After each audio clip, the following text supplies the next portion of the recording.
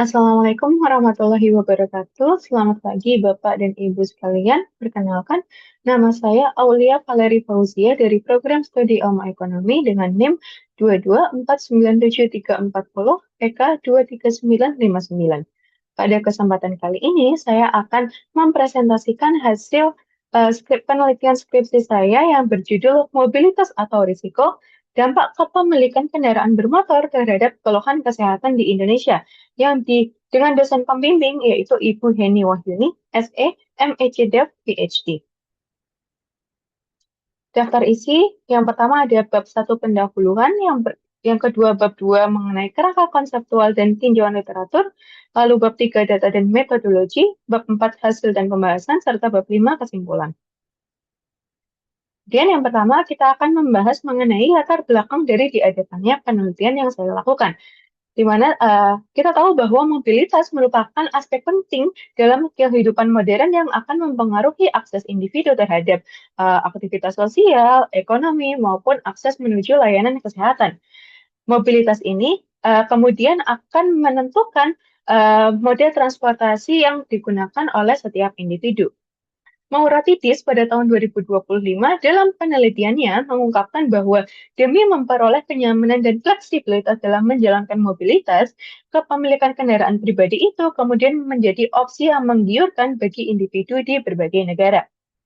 Sehingga kita bisa melihat bahwa terdapat beberapa faktor yang mempengaruhi suatu moda transportasi itu kemudian dipilih. Yang pertama ada faktor kenyamanan, kedua faktor fleksibilitas, yang ketiga faktor akses ke lokasi terpencil, lalu ada faktor status sosial maupun faktor kualitas hidup.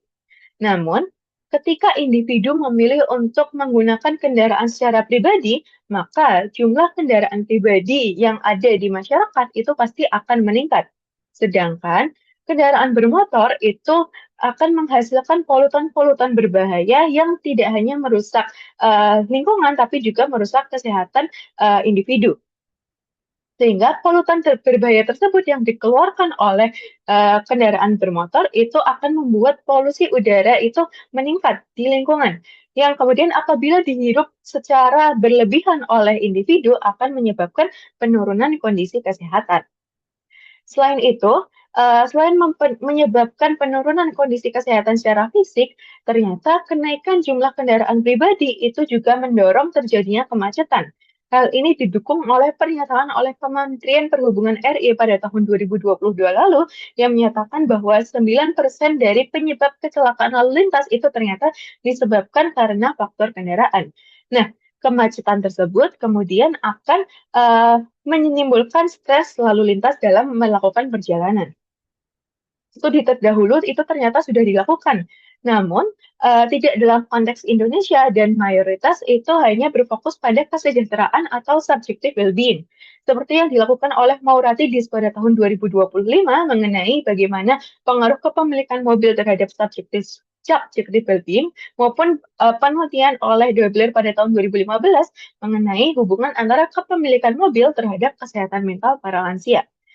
Penelitian ini kemudian bertujuan untuk melihat hubungan antara kepemilikan kendaraan bermotor secara pribadi, yaitu mobil dan juga motor, terhadap keluhan kesehatan individu secara fisik di Indonesia. Lalu pertanyaan penelitian yang akan diajukan yaitu yang pertama, bagaimana dampak dari kepemilikan kendaraan bermotor terhadap tingkat keluhan kesehatan individu? Kemudian yang kedua, bagaimana perbedaan dampak dari kepemilikan kendaraan bermotor terhadap tingkat keluhan kesehatan individu bagi mereka yang bertempat tinggal di perkotaan maupun mereka yang bertempat tinggal di pedesaan? Kemudian yang ketiga, mengenai bagaimana perbedaan dampak dari kepemilikan kendaraan bermotor terhadap tingkat keluhan kesehatan antara laki-laki dan juga perempuan. Sehingga tujuan dari penelitian ialah untuk menganalisis bagaimana status kepemilikan kendaraan bermotor itu akan mempengaruhi kondisi kesehatan masyarakat di Indonesia. Kebaruan penelitian yang akan diisi melalui penelitian yang saya lakukan ialah seperti yang diungkapkan sebelumnya bahwa penelitian terdahulu itu seringkali berfokus pada kesejahteraan atau subjective well-being alih-alih kesehatan individu. Selain itu, penelitian sebelumnya juga tidak ditemukan dalam konteks Indonesia, di mana mereka melakukan penelitian pada negara-negara maju yang mana sulit untuk diterapkan di Indonesia karena adanya perbedaan karakteristik individu, perbedaan budaya, maupun perbedaan kondisi transportasi yang dimiliki oleh setiap negara. Hal ini membuat penelitian yang saya lakukan menjadi penting karena mengangkat konteks lokal di Indonesia dan juga mengeksplorasi bagaimana kepemilikan kendaraan itu akan berhubungan dengan keluhan kesehatan individu. Ruang lingkup dan batasan penelitian dari yang dilakukan dalam penelitian ini ialah berfokus pada wilayah Indonesia di mana data yang digunakan akan bersumber dari survei Susenas oleh BPS pada tahun 2024, spesifiknya yang terdapat dalam buku konsumsi rumah tangga atau KOR pada bulan Maret 2024. Kemudian pembahasan kedua mengenai tinjauan literatur dan juga landasan teori, di mana penelitian ini didasarkan pada dua teori utama, yaitu yang pertama teori keputusan penggunaan mobil pribadi oleh Arthur O'Sullivan pada tahun 2012, serta yang kedua teori mengenai hubungan antara polusi udara dengan tingkat kesehatan individu oleh Tittenberg dan juga Lewis pada tahun 2018. Teori yang pertama mengenai konsep keputusan penggunaan mobil pribadi, di mana Arthur O'Sullivan mengungkapkan bahwa 3/4 responden dari survei mereka itu memilih untuk menggunakan atau mengemudi sendiri bagi mereka yang berpergian antar wilayah di suburban. Lalu terdapat beberapa tujuan dari individu itu dalam melakukan suatu perjalanan. Tujuan yang pertama yaitu untuk melakukan aktivitas sosial dan juga rekreasi, lalu untuk bekerja atau pulang pergi, lalu untuk acara keluarga atau personal, kemudian untuk berbelanja, kemudian mereka melakukan perjalanan untuk bersekolah atau beribadah, maupun untuk alasan-alasan yang lainnya. Lalu, demand dari melakukan perjalanan di urban itu dapat ditunjukkan melalui kurva berikut, di mana sumbu X itu menunjukkan jumlah kendaraan yang ada di jalan raya, sementara sumbu Y itu menunjukkan biaya atau cost yang harus ditanggung oleh pengemudi ketika melakukan suatu perjalanan. Kemudian terdapat grafik demand, di mana grafik ini menunjukkan bahwa semakin menurun atau semakin rendah biaya yang harus dikeluarkan ketika melakukan perjalanan, itu ternyata akan meningkatkan jumlah kendaraan yang ada di jalan raya. Lalu, seperti yang kita ketahui bahwa pada titik H tersebut, ketika biaya yang harus dikeluarkan itu sebesar $7,87, itu jumlah kendaraan yang di jalan raya itu hanya 1.200 kendaraan. Namun ketika biaya perjalanannya itu menjadi $4, maka terjadi kenaikan yang signifikan dari 1.200 menjadi 1.600 kendaraan. Nah, kurva demand ini juga bisa menunjukkan, menjelaskan mengenai marginal principle, di mana seperti yang kita ketahui, apabila manfaat marginal yang dihasilkan oleh suatu aktivitas itu melebihi biaya yang harus kita keluarkan, maka kita itu cenderung untuk didorong melakukan atau menambah frekuensi untuk melakukan aktivitas tersebut, supaya kita bisa mengoptimalkan keputusan yang kita miliki. Nah, demand tersebut kemudian dapat menunjukkan juga besarnya willingness to pay dari setiap individu. Lalu pada tabel berikut ditunjukkan bagaimana ketika jumlah kendaraan di jalan raya sebanyak 200 hingga 400 kendaraan, itu pada kolom E yang menunjukkan mengenai kenaikan waktu perjalanan itu belum terjadi kenaikan atau jumlah kenaikan waktu perjalanan masih 0. Namun ketika jumlah kendaraannya itu melebihi 400, mendekati bahkan menuju ke 600, itu terjadi kenaikan waktu kendaraan yang harus ditempuh oleh individu ketika melakukan perjalanan sebesar 2,40 menit. Sehingga waktu perjalanan itu cenderung bertambah sebesar 0,004 menit setiap kenaikan satu kendaraan yang berada di jalan raya. Nah, kenaikan waktu perjalanan tersebut juga menimbulkan terjadinya negative external cost yang kemudian harus ditanggung oleh pengemudi lain. Lalu pada kolom C itu menunjukkan private trip cost atau biaya yang harus ditanggung oleh setiap pengemudi secara pribadi yang juga menunjukkan dari biaya rata-rata dalam melakukan perjalanan. Kemudian pada kolom G mengenai social trip cost, uh, social trip cost ini juga menunjukkan bagaimana biaya marginal dari melakukan perjalanan itu uh, harus ditanggung oleh pengendara-pengendara lain, seperti polusi, kemacetan yang selain ditanggung oleh pribadi, tapi juga harus ditanggung oleh pengendara lain. Lalu, titik keseimbangan itu akan terjadi ketika keputusan individu untuk menggunakan jalan raya itu ketika willingness to pay-nya akan sama dengan private trip cost. Yang mana akan terjadi pada jumlah kendaraan di 1.600 kendaraan dengan marginal benefit atau demand-nya itu sebesar $4,33.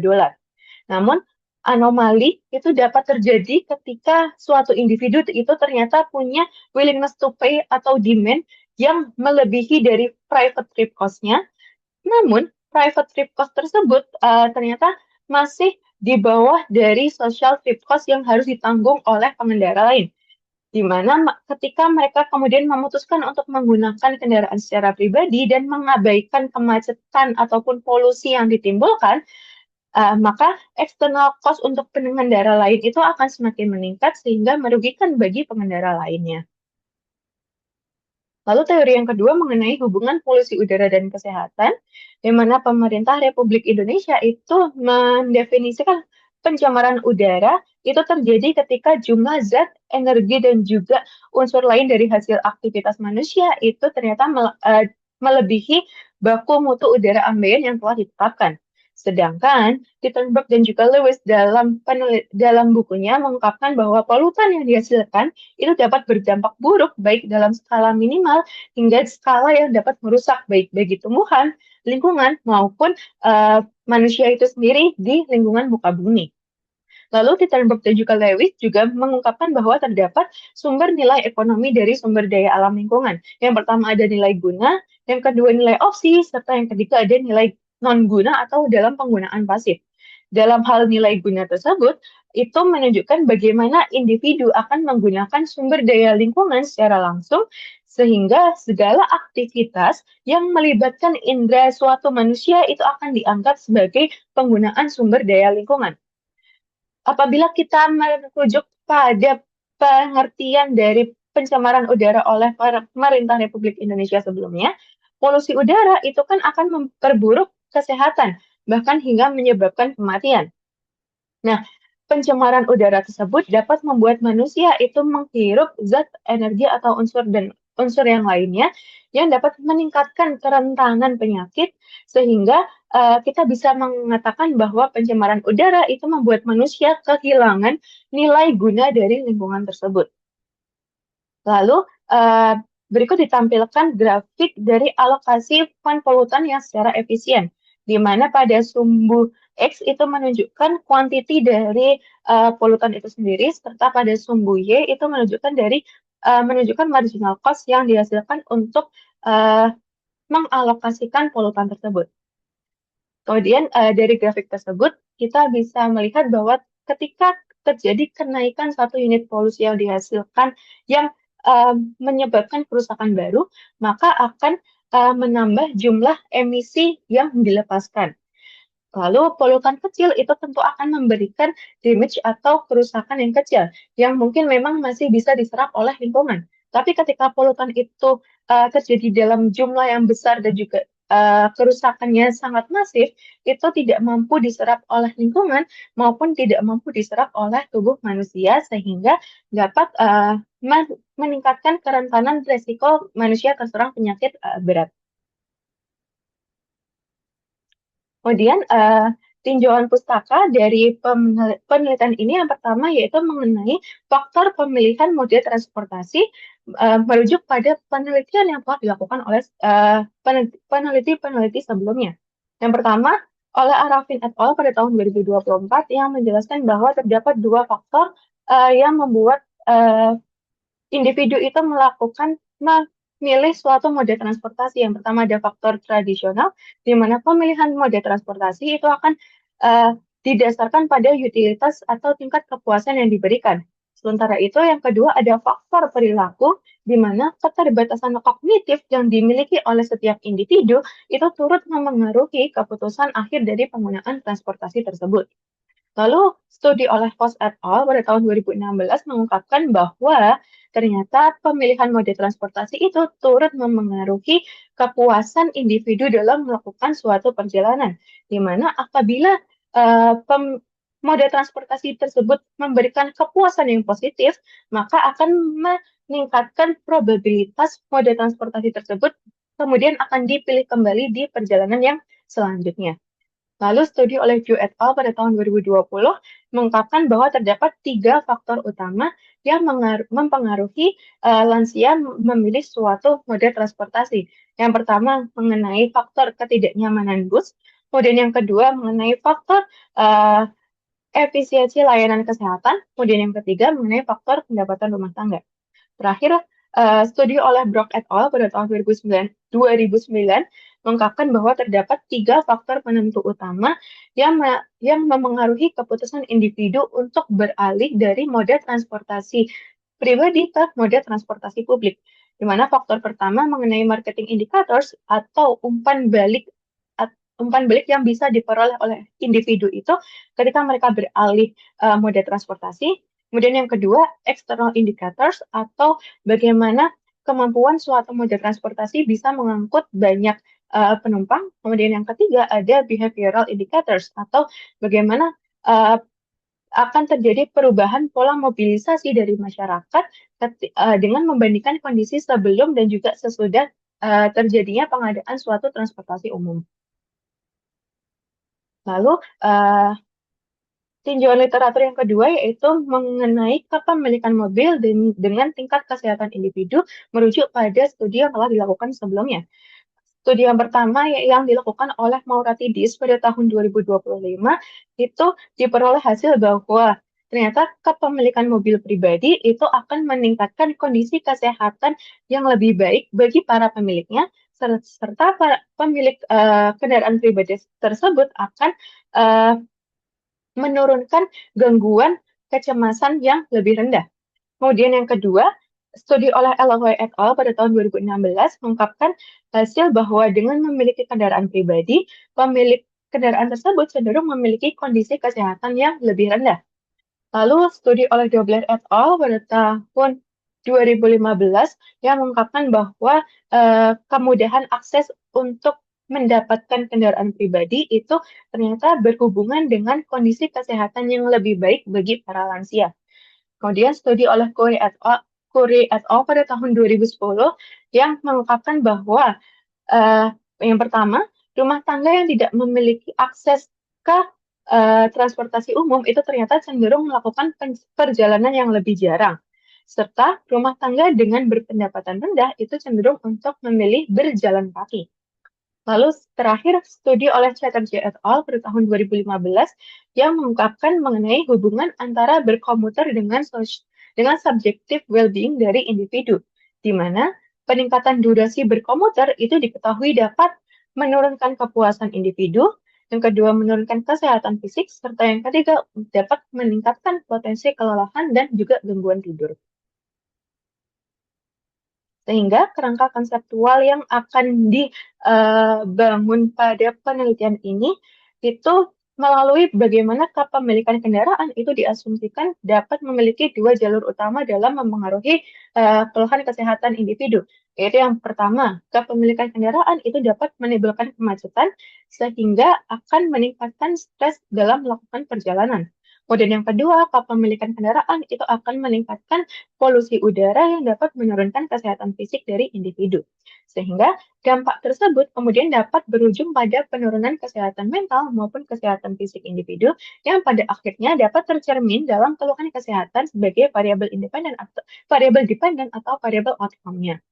Penelitian ini juga akan mengontrol sejumlah faktor seperti faktor sosiodemografik dan juga ekonomi, faktor kondisi rumah tangga, faktor sanitasi dan toilet, sumber air minum, perilaku sehat, penerimaan bantuan sosial, kepemilikan asuransi kesehatan, serta material deprivation. Kemudian beralih ke bab 3 mengenai data dan juga metodologi, di mana data yang digunakan dalam penelitian ini bersumber pada survei Susenas oleh BPS yang berfokus pada buku konsumsi rumah tangga atau KOR bulan Maret 2024 dengan variabel dependen yaitu keluhan kesehatan. Nah, untuk variabel dependen ini diperoleh dalam 3 pertanyaan, yaitu nomor 102, 105, dan 106, di mana kemudian penulis melakukan klasifikasi keluhan kesehatan berdasarkan referensi dari studi oleh Sari dan Nahrawi et al. Pada tahun 2022, di mana kategori Y sama dengan 1 akan menggambarkan apabila selama 1 bulan terakhir itu responden tidak mengalami keluhan kesehatan, atau kita bisa bilang bahwa responden mengalami kondisi yang sehat. Kemudian kategori Y sama dengan 2 apabila responden mengalami keluhan kesehatan namun tidak mengganggu pekerjaan, sekolah, ataupun aktivitas sehari-hari yang akan kita uh, notasikan sebagai keluhan kesehatan yang ringan. Kemudian kategori Y sama dengan 3, itu apabila selama 1 bulan terakhir, responden itu mengalami keluhan kesehatan hingga mengganggu aktivitas sehari-hari, namun tidak berobat jalan, yang kemudian akan kita notasikan sebagai keluhan kesehatan sedang. Kemudian terakhir, kategori Y sama dengan 4, itu apabila selama 1 bulan terakhir, responden itu mengalami keluhan kesehatan hingga mengganggu aktivitas sehari-hari, dan melakukan berobat jalan yang akan dinotasikan sebagai keluhan kesehatan yang parah. Kemudian pada variabel independen yang dilakukan karena diasumsikan bahwa kendaraan bermotor yang digunakan oleh masyarakat Indonesia itu berfokus pada 2 jenis, yaitu mobil dan juga motor, maka penulis melakukan 2 pengklasifikasian variabel independen yang ketiga, di mana variabel independen pertama yaitu mengenai car ownership atau kepemilikan mobil yang dinotasikan dalam dummy variabel 1 memiliki mobil dan 0 tidak memiliki mobil. Dan variabel independen yang kedua itu atau kepemilikan motor atau motorcycle ownership yang dinotasikan dalam variabel dummy 1 memiliki motor dan 2 tidak dan 0 tidak memiliki motor. Nah, pengukuran tersebut dilakukan untuk memastikan bahwa responden itu memiliki kendaraan pribadi yang selalu tersedia sepanjang waktu. Kemudian berikut variabel kontrol yang akan digunakan dalam penelitian ini. Yang pertama ada marital status, jenis kelamin, pendidikan tertinggi, pekerjaan, usia, toilet, kondisi air minum, merokok, frekuensi bepergian, lama waktu bekerja, kepemilikan asuransi kesehatan, penerimaan bantuan sosial dari pemerintah, kekurangan makanan, serta kekurangan minuman. Lalu membahas mengenai metodologi, di mana metode utama yang akan digunakan dalam studi ini ialah metode ordered logit. Dengan alasan karena variabel dependen yang digunakan dalam penelitian ini berbentuk kategorikal. Sehingga peneliti akan membuat 2 model utama. Yang pertama model pengaruh kepemilikan mobil terhadap keluhan kesehatan dengan model seperti berikut. Kemudian yang kedua adalah model pengaruh kepemilikan motor terhadap keluhan kesehatan dengan model sebagai berikut. Nah, metode ordered logit itu diketahui memiliki 2 asumsi utama yang harus dipenuhi. Yang pertama, asumsi mengenai tidak adanya multikolinearitas. Multikolinearitas ini nantinya akan diuji menggunakan nilai dari variance inflation factor atau VIF, di mana apabila terdapat variabel dengan nilai VIF lebih dari 5, itu disarankan untuk dikeluarkan dari model untuk menghindari karena terdapat multikolinearitas. Kemudian asumsi yang kedua yaitu harus memenuhi proportional odds. Atau asumsi ini membahas mengenai bagaimana efek dari variabel independen itu haruslah konstan pada seluruh kategori. Nah, asumsi ini akan diuji menggunakan Wald test atau uji Wald, di mana H0 itu akan ditolak apabila p-value-nya kurang dari 0,05. Lalu, apabila asumsi proportional odds itu tidak bisa dipenuhi, maka terdapat 2 alternatif metode. Yang pertama adalah metode multinomial logit model, kemudian yang kedua ada metode generalized ordered logit. Di mana kemudian saya memilih untuk menggunakan metode Generalized Ordered Logit atau disingkat sebagai GeoLogit karena metode GeoLogit itu dipilih karena menggunakan variabel dependent yang bersifat ordinal dan memiliki urutan tingkat keparahan. Sedangkan pada metode multinomial logit model itu mereka memperlakukan variabel dependent sebagai kategori yang tidak berurutan. Selain itu, metode geologik juga melonggarkan asumsi proportional odds di mana efek dari variabel independen itu tidak harus sama pada setiap kategori. Kemudian hasil dari metode geologik itu kan yang berbentuk probabilitas membuatnya sulit untuk diinterpretasi, sehingga saya kemudian memilih untuk menggunakan marginal effect sebagai metode untuk memahami hasil dari metode geologik tersebut. Berikut adalah statistik deskriptif dari data yang akan digunakan, di mana jumlah observasi awal itu diperoleh sebanyak 1.211.394. Namun, setelah dilakukan penyesuaian, terutama karena adanya missing value, maka jumlah observasi akhir itu menjadi 1.041.330 responden.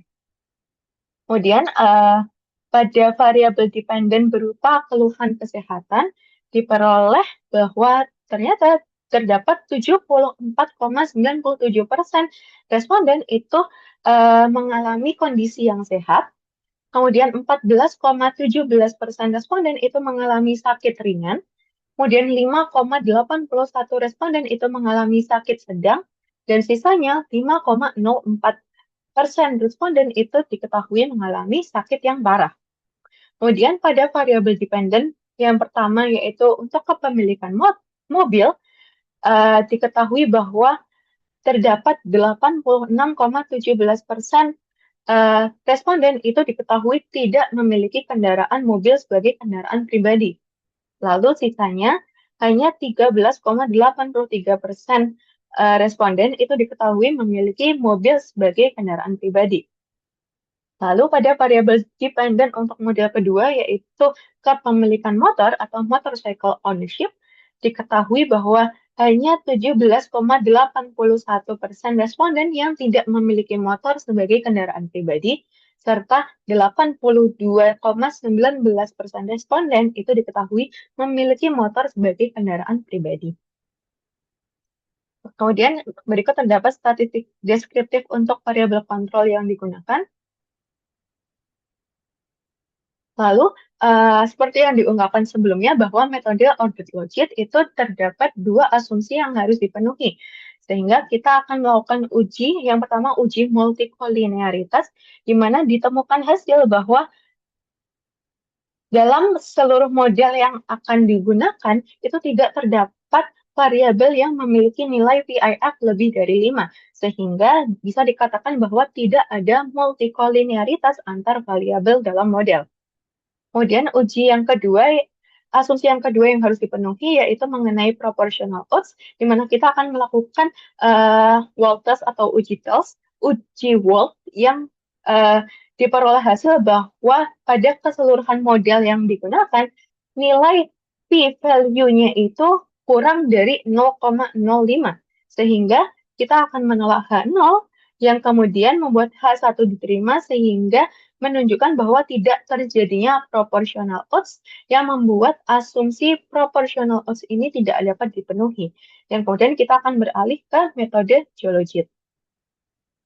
Lalu apabila kita membandingkan model dengan menggunakan metode ologit dengan geologit, diperoleh hasil bahwa nilai log likelihood dari metode geologit itu lebih tinggi dibandingkan metode ologit. Yang mana nilai ini menunjukkan bahwa akurasi dari metode geologit itu ternyata lebih tinggi. Kemudian yang kedua, nilai LRT square pada metode geologit juga lebih tinggi dibandingkan ologit yang menunjukkan bagaimana estimasi dengan menggunakan metode geologit itu lebih signifikan dibandingkan dengan metode ologit. Kemudian yang ketiga, mengenai nilai pseudo R-square geologit yang lebih tinggi dari ologit di sebelah sini, yang menunjukkan bagaimana kesesuaian model dari geologit dengan menggunakan metode geologit itu ternyata lebih tinggi dibandingkan dengan menggunakan metode ologit. Sehingga kemudian kita akan menggunakan metode geologis sebagai metode utama yang berikut merupakan hasil dari metode geologis untuk model dampak kepemilikan mobil terhadap keluhan kesehatan.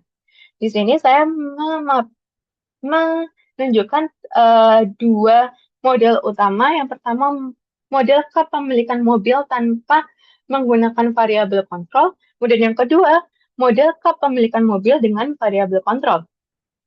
Hasil yang diperoleh menunjukkan bahwa baik tanpa menggunakan variabel kontrol maupun menggunakan variabel kontrol, tanda yang diperoleh sama-sama negatif atau tidak adanya perubahan tanda meskipun ditambahkan variabel kontrol menunjukkan bahwa hubungan antara variabel independen dan dependen itu relatif stabil dan tidak dipengaruhi oleh si variabel kontrol tersebut. Lalu kemudian kita akan berfokus pada model kepemilikan mobil dengan variabel kontrol, di mana diperoleh hasil yang konsisten negatif pada seluruh kategori, menunjukkan bahwa individu yang memiliki mobil itu cenderung mengalami keluhan kesehatan yang lebih ringan dibandingkan mereka yang tidak memiliki mobil. Kemudian apabila kita membandingkan mereka yang bertempat tinggal di perkotaan dengan mereka yang bertempat tinggal di pedesaan, ditemukan hasil bahwa baik individu yang bertempat tinggal di perkotaan maupun individu yang bertempat tinggal di pedesaan, ternyata kesehatan dari pemilik mobil itu cenderung lebih baik dibandingkan mereka yang tidak memiliki mobil. Kemudian kita bisa melihat bahwa nilainya juga cenderung meningkat pada setiap kategori, menunjukkan bahwa dampak yang diberikan dari kepemilikan mobil itu sangatlah besar dalam memperbaiki kondisi kesehatan pemiliknya.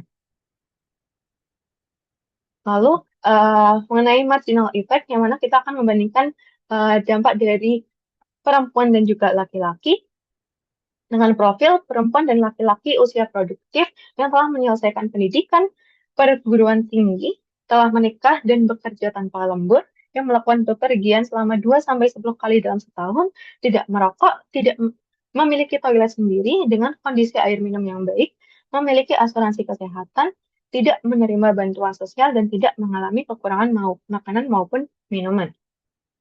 Hasil yang diperoleh menunjukkan bahwa dalam model secara keseluruhan maupun model bagi mereka yang bertempat tinggal di perkotaan, laki-laki dan juga perempuan sebagai pemilik mobil itu cenderung memiliki probabilitas yang lebih tinggi untuk berada di kategori keluhan kesehatan ringan.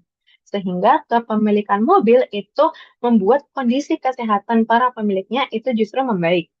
Kemudian pada area pedesaan ditemukan hasil bahwa baik laki-laki maupun perempuan sebagai pemilik mobil itu ternyata berpeluang lebih rendah untuk merasakan sakit ringan dan juga parah, serta berpeluang lebih tinggi untuk merasakan sehat dan juga sakit sedang. Dengan demikian dapat disimpulkan bahwa kepemilikan mobil diketahui dapat memperbaiki kondisi kesehatan individu, baik individu yang bertempat tinggal di perkotaan maupun individu yang bertempat tinggal di pedesaan. Kemudian kita beralih ke model utama kedua, yaitu mengenai dampak kepemilikan motor terhadap keluhan kesehatan, yang mana seperti model pertama sebelumnya, kita akan membandingkan model tanpa kontrol variabel dengan model yang ditambahkan variabel kontrol, di mana ditemukan hasil yang terdapat perubahan tanda di mana pada model tanpa kontrol variabel itu memiliki tanda yang negatif, sementara model dengan kontrol variabel itu memiliki tanda yang positif. Nah, perubahan tanda tersebut menandakan adanya suppressor effect atau penambahan variabel kontrol itu diketahui meningkatkan kekuatan dari hasil estimasi. Lalu, ketika kita berfokus pada model yang menggunakan variabel kontrol, ternyata kepemilikan motor itu dapat meningkatkan kemungkinan individu untuk mengeluhkan sakit yang lebih berat, namun hanya hingga pada sakit sedang hingga mengganggu aktivitas sehari-hari, namun tidak sampai berobat jalan. Lalu, ketika kita membandingkan model pada area perkotaan maupun pedesaan, ditemukan hasil bahwa bagi mereka yang bertempat tinggal di perkotaan, kepemilikan motor itu cenderung menurunkan peluang individu untuk menurunkan peluang pemiliknya untuk merasakan sakit dibandingkan mereka yang tidak memiliki motor. Sementara itu, bagi mereka yang bertempat tinggal di pedesaan, kepemilikan motor itu diketahui dapat meningkatkan peluang untuk merasakan sakit dibandingkan mereka yang tidak memiliki motor. Lanjut mengenai marginal effect yang akan membandingkan perempuan dan juga laki-laki dengan profil yang sama seperti sebelumnya, diperoleh hasil bahwa pada model secara keseluruhan, laki-laki dan juga perempuan sebagai pemilik motor itu memiliki probabilitas yang lebih tinggi untuk merasakan sakit. Lalu, bagi mereka yang bertempat tinggal di perkotaan, laki-laki dan juga perempuan itu berpeluang lebih rendah untuk merasakan sakit, yaitu sakit ringan, sedang maupun parah, atau dapat dikatakan bahwa kepemilikan motor itu dapat memperbaiki kesehatan pemiliknya. Kemudian, bagi mereka yang bertempat tinggal di area pedesaan, diketahui bahwa kepemilikan motor itu membuat laki-laki dan perempuan sebagai pemilik motor berpeluang lebih tinggi untuk merasakan sakit ringan, sedang, maupun parah. Sehingga kepemilikan motor itu diketahui dapat memperburuk kondisi kesehatan. Lalu pembahasan seperti yang sudah diungkapkan sebelumnya pada bab hasil, kita dapat menyimpulkan bahwa pemilik mobil itu memiliki kemungkinan lebih tinggi untuk merasakan sehat.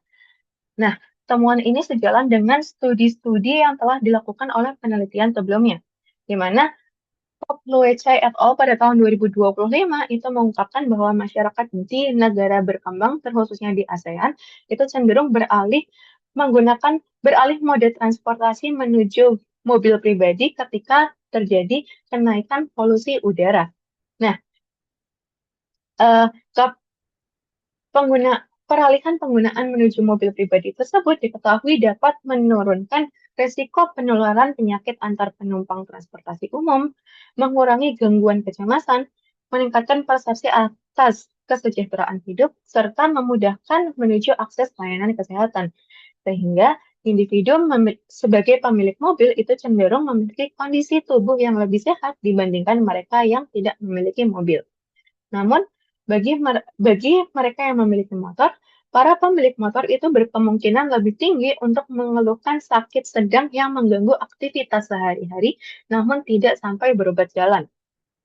Nah, kita bisa melihat bahwa terdapat perbedaan dampak antara pemilik mobil dengan pemilik motor terhadap keluhan kesehatan, di mana perbedaan dampak tersebut dapat dijelaskan melalui faktor bahwa motor merupakan moda transportasi terbuka, di mana Masum et al. Pada tahun 2025 dalam penelitiannya mengungkapkan bahwa moda transportasi terbuka seperti motor itu dapat meningkatkan kerentanan penumpang atas keterpaparan emisi, kendaraan berdebu, maupun polutan lainnya.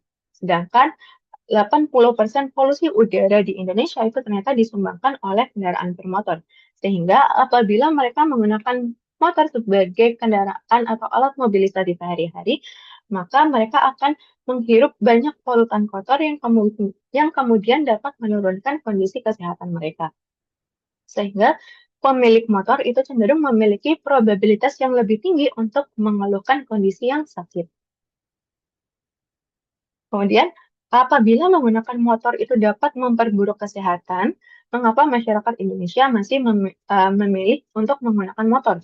Ternyata karena dipengaruhi oleh beberapa faktor seperti rendahnya daya beli, rendahnya harga beli, rendahnya biaya pemeliharaan, serta efektivitas penggunaan di jalan raya, maupun faktor jarak antara pemukiman masyarakat dengan transportasi publik.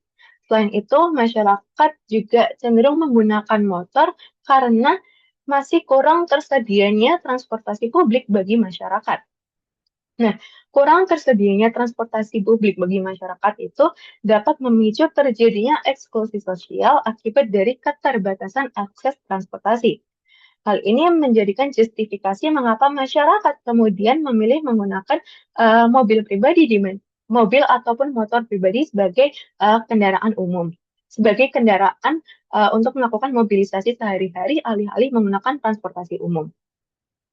Lalu Mobil diketahui dapat memberikan dampak yang baik kepada penggunanya karena beberapa alasan berikut. Yang pertama, penumpang mobil itu cenderung memperoleh kenyamanan, memperoleh rasa aman, serta fleksibilitas dalam mobilisasi yang dapat meningkatkan kualitas perjalanan yang mereka lakukan. Kemudian, apabila mereka memiliki kualitas perjalanan yang baik, maka kualitas perjalanan tersebut akan mengurangi potensi kelelahan, stres, dan juga gangguan kecemasan sehingga kondisi kesehatan individu itu turut membaik. Lalu, kepemilikan mobil itu diketahui dapat memperbaiki kondisi kesehatan pemiliknya dan dampak tersebut lebih besar dirasakan bagi mereka yang bertempat tinggal di area perkotaan dibandingkan di area pedesaan. Hal ini menunjukkan bagaimana dampak dari kepemilikan mobil itu dapat lebih dirasakan bagi mereka bagi area yang transportasi utamanya memang berpusat pada mobil, yaitu di area perkotaan. Namun, kepemilikan motor itu diketahui dapat memperbaiki kesehatan pemiliknya yang bertempat tinggal di perkotaan, namun menurunkan kesehatan pemiliknya yang bertempat tinggal di pedesaan. Nah, kenapa hal ini bisa terjadi? Karena di pedesaan terdapat sejumlah faktor yang turut mempengaruhi penurunan kondisi kesehatan tersebut. Yang pertama, adanya kesenjangan transportasi di mana masyarakat harus mau tidak mau terpaksa menggunakan motor sebagai kendaraan untuk mobilisasi sehari-hari. Kemudian yang kedua, terdapat faktor disparitas geografis di mana fasilitas kesehatan di area pedesaan itu masih kurang memadai dibandingkan di area perkotaan. Kemudian yang ketiga, motor yang digunakan sebagai mode transportasi tersebut merupakan jenis kendaraan yang terbuka sehingga meningkatkan resiko penumpangnya untuk terpapar polusi-polusi yang jahat atau polutan yang jahat yang disebabkan oleh baik itu aktivitas aktivitas sehari-hari maupun dari pembakaran bahan bakar fosil dari kendaraan bermotor tersebut. Kemudian Lucas et al. Pada tahun 2012 mengungkapkan menjelaskan mengenai hubungan antara kesenjangan transportasi, kesenjangan sosial, kemiskinan transportasi, serta eksklusi sosial. Kesenjangan sosial yang diakibatkan oleh faktor geografis yang dialami oleh masyarakat pedesaan apabila dibersamai dengan kesenjangan transportasi yang diakibatkan oleh tidak memadainya transportasi umum, ternyata dapat menyebabkan terjadinya kemiskinan transportasi. Kemiskinan transportasi tersebut memiliki efek domino berupa eksklusi sosial atau kondisi ketika individu itu tidak dapat menghadapi kekurangan sumber daya ataupun ketidakmampuan untuk berpartisipasi pada aktivitas yang dianggap normal oleh lingkungan di sekitarnya. Sehingga karena masalah kesenjangan transportasi tersebut ternyata memiliki efek domino hingga terjadinya eksklusi sosial, maka kita bisa bilang bahwa masalah kesenjangan transportasi ini tidak dapat diabaikan karena selain dapat menyebabkan penurunan kesehatan fisik maupun psikis dari individu, juga dapat menimbulkan terjadinya eksklusi sosial bagi masyarakat tersebut.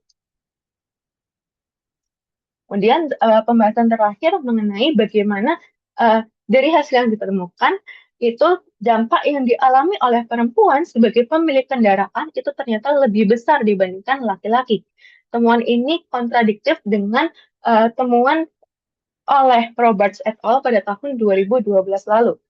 Namun, perbedaan dampak antara perempuan dan juga laki-laki tersebut dapat terjadi karena adanya faktor norma gender, di mana norma gender ini seringkali memberatkan perempuan dibandingkan laki-laki. Pada model kepemilikan mobil, norma gender tersebut dapat diminimalisasi melalui faktor bahwa mobil merupakan kendaraan transportasi tertutup, baik di area pedesaan maupun perkotaan, sehingga dapat memperbaiki kondisi kesehatan para penggunanya. Namun, pada model kepemilikan motor, terutama di area pedesaan, norma gender yang membentuk perspektif bahwa perempuan itu ternyata memiliki kewajiban untuk melakukan pekerjaan domestik yang lebih berat dibandingkan laki-laki, itu dapat memperburuk kondisi kesehatan mereka. Nah, pernyataan ini diperkuat dengan studi sebelumnya oleh Citra Jaya dan juga Handoko pada tahun 2025 yang mengungkapkan bahwa perempuan di pedesaan itu mengalami tingkat segregasi gender yang lebih tinggi. Lalu studi oleh Bafadal pada tahun 2024, di mana perempuan itu menanggung beban kewajiban untuk menyelesaikan pekerjaan domestik yang lebih tinggi dibandingkan laki-laki. Serta studi oleh Limaki pada tahun 2024 juga mengungkapkan bahwa lingkungan sosial di perkotaan itu saat ini menunjukkan kondisi yang lebih baik, di mana kesetaraan gender, terutama bagi perempuan, itu lebih diutamakan. Oke, bab terakhir mengenai kesimpulan. Jadi, dari hasil yang diperoleh dapat ditarik kesimpulan bahwa yang pertama, kepemilikan mobil itu dapat memperbaiki kondisi kesehatan pemilik, sementara kepemilikan motor itu justru memperburuk kesehatan para pemiliknya. Faktor-faktor kontrol itu dapat memperkuat temuan pada model kepemilikan motor, namun tidak berlaku pada model kepemilikan mobil. Kemudian pada area perkotaan maupun pedesaan, kepemilikan mobil itu diketahui dapat memperbaiki kesehatan dan juga kepemilikan motor dapat memperburuk kondisi kesehatan para pemiliknya yang bertempat tinggal baik di area perkotaan maupun di area pedesaan. Dan kesimpulan yang ketiga, diperoleh hasil bahwa dampak perempuan itu dampak kepemilikan kendaraan bermotor terhadap keluhan kesehatan bagi perempuan itu ternyata lebih besar dalam memperburuk kesehatan dibandingkan laki-laki, terutama pada faktor bahwa kepemilikan motor, terutama pada faktor kepemilikan motor karena adanya faktor norma gender yang masih dianut oleh sebagian besar masyarakat pedesaan. Keterbatasan dari penelitian ialah pada pengukuran variabel independen yaitu kepemilikan kendaraan yang hanya mempertimbangkan apakah individu itu memiliki kendaraan pribadi, mobil, atau motor atau tidak. Dan juga apakah kendaraan tersebut tersedia sepanjang hari. Sehingga penelitian selanjutnya diharapkan dapat mengembangkan pengukuran tersebut dengan mempertimbangkan faktor lain seperti kepemilikan surat izin mengemudi, status penggunaan kendaraan, apakah digunakan secara pribadi atau bersama dengan anggota rumah tangga lainnya, frekuensi penggunaan kendaraan tersebut, dan juga faktor-faktor lainnya. Lalu, implikasi yang dapat diterapkan dari hasil penelitian ini ialah mengenai pentingnya penyediaan transportasi publik yang memadai hingga ke area terpencil. Karena dengan transportasi publik yang memadai, ketergantungan terhadap kendaraan pribadi itu akan menurun dan memperluas akses layanan terhadap layanan esensial terutama pada layanan kesehatan maupun layanan pendidikan hingga dampak yang lebih jauh yakni untuk menekan resiko terjadinya eksklusi sosial akibat dari keterbatasan mobilitas. Berikut referensi yang digunakan. Sekian presentasi yang dapat saya lakukan. Terima kasih.